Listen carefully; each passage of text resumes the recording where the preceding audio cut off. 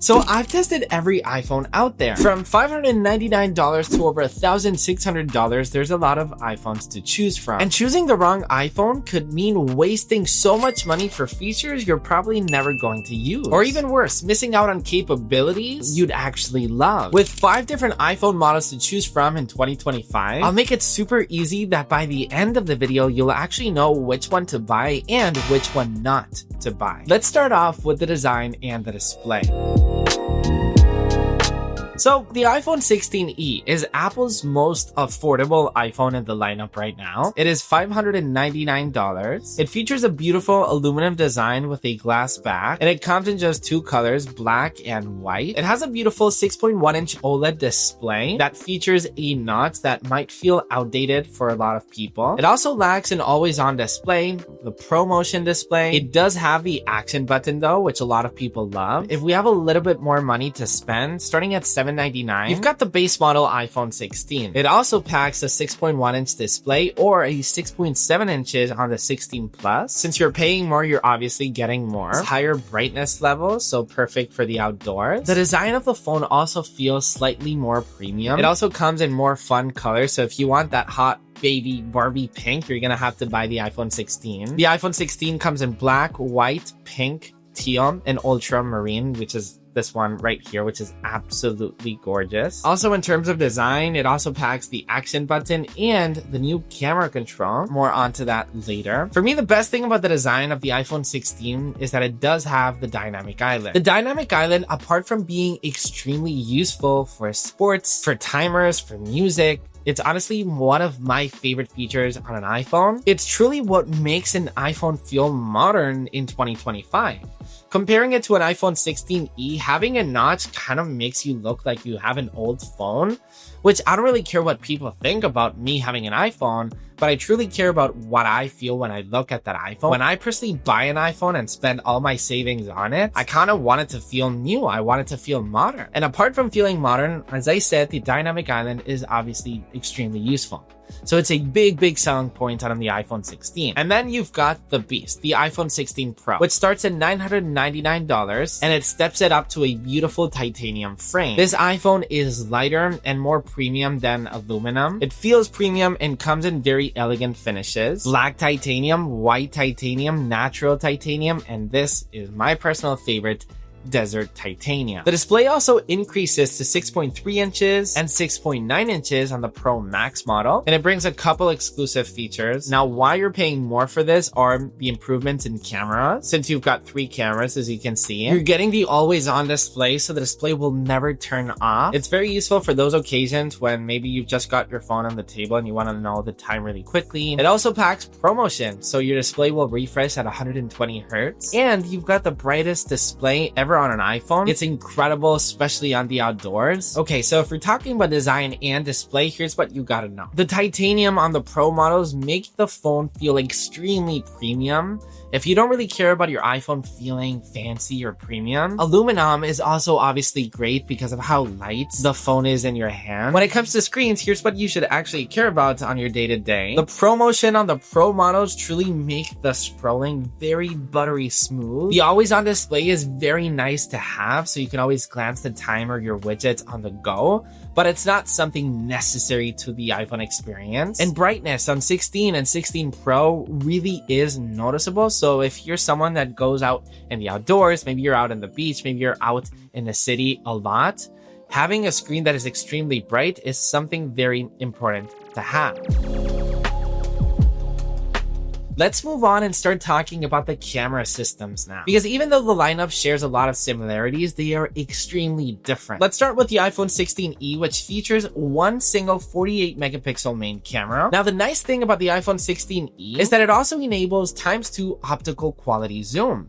So even though you only have one single camera, it technically acts like 2. This is a huge upgrade compared to previous generation iPhone models. Usually when iPhones had one single camera lens, that means that the iPhone couldn't really zoom. But now Apple totally changed this with the iPhone 16e. So yes, you've got ×2 zoom. In good lighting, the iPhone 16e truly shines. You're gonna get incredible sharp detail in all of your photos with Apple's signature natural color science. The iPhone 16 also gets that 48 megapixel fusion camera, But the iPhone 16 also has improved low light performance. So you should expect better low light photography on the iPhone 16. Plus, the iPhone 16 also gets an extra lens, which is the 12 megapixel ultra wide lens. So with the iPhone 16, you're technically going to have 3 different shooting modes. 0.5 ultra wide times 1, and that times 2 also comes same as the iPhone 16e. You're also going to zoom digitally times 2, and it also brings the camera control button to the iPhone, which is a physical shortcut that gives you access to instant photo and video settings and allows you to obviously take photos directly with the button. Now, is camera control worth it? Is it actually useful? I'd say having a dedicated button to open up the camera app and to simply snap photos, I say is quite useful. I use it constantly on my personal iPhone. The thing is, if you have to be honest, I don't really use the zooming in or changing the actual camera setting. I'd rather do that with my fingers and the display itself. So if you are in a budget, don't forget that the 16e still has the action button, and you can program the action button to open up the camera. So you technically have a dedicated camera button with an iPhone 16e as well. And then the iPhone 16 Pro comes with a triple camera system. Expect the best of the best in terms of shooting photos and videos with this thing. The iPhone 16 Pro has a 48 megapixel main camera, 12 megapixel ultra wide, and 12 megapixel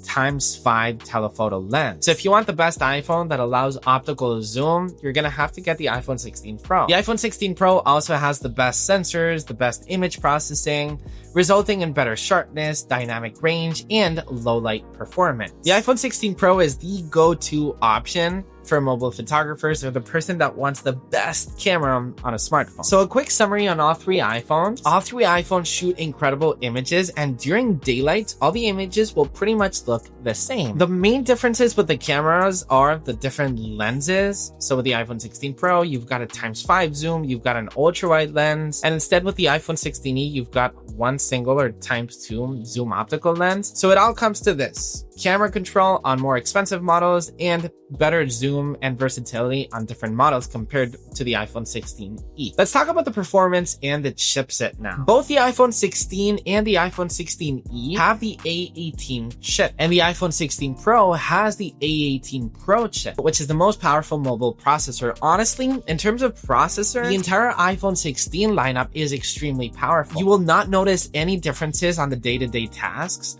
All iPhones do run on Apple Intelligence now, which honestly is a very big deal. Even though Apple Intelligence might not seem groundbreaking right now, I'm sure it will be in a couple years. So if you buy an iPhone right now, my recommendation to you is buy an iPhone that runs on Apple Intelligence. So both the iPhone 16e, 16, and 16 Pro run on Apple Intelligence. When people ask me, should I buy an iPhone 14 or an iPhone 16e? My opinion, honestly, is get an iPhone that is future-proof, an iPhone that will run on most updates that Apple brings, which is the iPhone 16 lineup in my opinion. More onto Apple Intelligence in just a second, but the 18 and 18 Pro chips will run incredibly smooth in terms of gaming, video editing, and real-world usage. They are extremely fast, and anything that you can throw at it, it will tackle it perfectly fine. Now, most people don't really care about the specs, they just care about the battery life. And the iPhone 16e has a phenomenal battery life for being the budget iPhone. It can pretty much run around 6 to 7 hours of intensive screen time, which is kind of enough for most people. The standard iPhone 16 runs a little bit more, to up to 7 to 8 hours of battery life. The 16 Plus reaching 9 to 10 hours. The 16 Pro 7 to 8. And the real winner is the iPhone 16 Pro Max, which the battery life can last you up to 10 to 11 hours. So basically all you gotta know is if you want the best battery life on an iPhone, always the bigger the better, because the larger the phone is, the larger the physical battery life will be. So if you really do care about battery life, the larger models will do you better than the smaller ones. So as I said, let's talk about Apple Intelligence for a second, because as I said, all iPhones do run on Apple Intelligence. So with the entire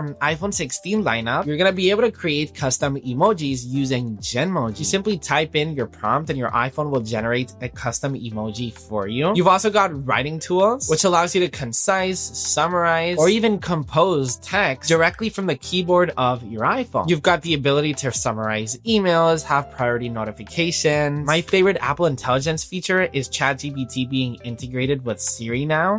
So pretty much anything you ask Siri now, Siri will respond to you, no matter if it's from ChatGPT or from Siri itself. You can also type to Siri now. There's not one single essential Apple Intelligence feature to my daily life, but there are some really nice features to have, and Apple will be including more and more year after year.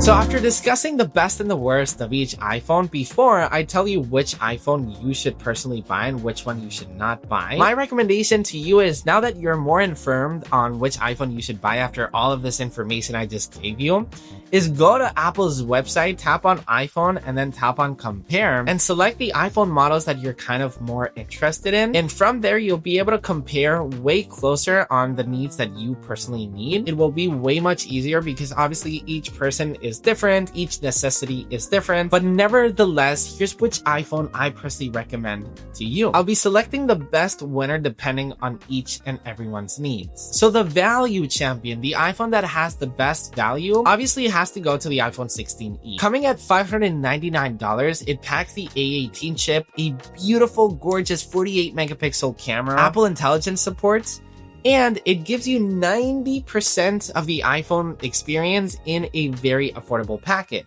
The best mainstream option, the iPhone that I recommend to most people, even before they tell me which iPhone should I buy, is usually the iPhone 16. It just hits the sweet spot of price tag, the camera control button, you've got the dynamic island, compared to the iPhone 16e having a notch. It's got a better battery life, and it also has Apple Intelligence support. The best premium experience obviously has to go to the iPhone 16 Pro. It just justifies the price tag, having the telephoto, the ProMotion display, and that maximum performance. For me, a premium experience has to come with a premium design, and the 16 Pro also has that. So if you want to buy the cheapest iPhone, get the 16e. For most people, the iPhone 16 might probably be the one for you. If you want the best camera, the best battery life, get the 16 Pro. The one that I kind of avoid, that it's kind of sitting at a weird spot, is the iPhone 16 Plus. Because the 16 Plus has a price tag that is so close to the 16 Pro that I'd personally rather choose a 16 Pro rather than a 16 Plus. I also wanted to give a massive shout out to the iPhone 14 Pro because it has the best secondhand value out there in a smartphone. If you want to check out more information on the iPhone 14 Pro, you can tap on this video right here, or you can hit subscribe if I helped you out. Thank you for watching, and I'll catch you in the next one.